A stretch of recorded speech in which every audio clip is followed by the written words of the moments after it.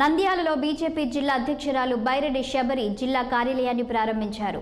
ఈ సందర్భంగా శబరి మాట్లాడుతూ నంద్యాల జిల్లాలోని ప్రతి నియోజకవర్గంలో బీజేపీ పోటీ చేస్తుందని, అందుకు అనుగుణంగా ప్రతి కార్యకర్త ఎన్నికలకు సిద్ధంగా ఉండాలని ఆమె పిలుపునిచ్చారు. గత 4.5 ఏళ్లలో వైసీపీ హయాంలో అభివృద్ధి శూన్యమని, వైసీపీ పాలన అంతా ఈతకాయ ఇచ్చి తాటికాయ లాక్కున్నట్లు ఉందని ఆమె విమర్శించారు.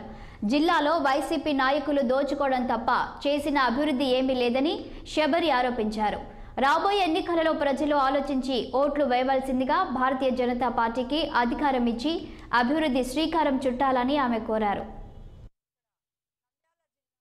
ఒక వారం క్రితము మనకు అసెంబ్లీ కన్వీనర్లు అనౌన్స్ చేయడం జరిగింది.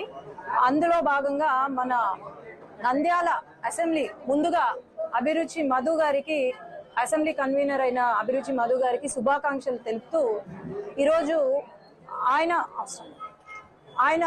ఆధ్వర్యంలో ఒక అసెంబ్లీ స్థాయి కార్యాలయం అనేది ఇక్కడ ప్రారంభించాం.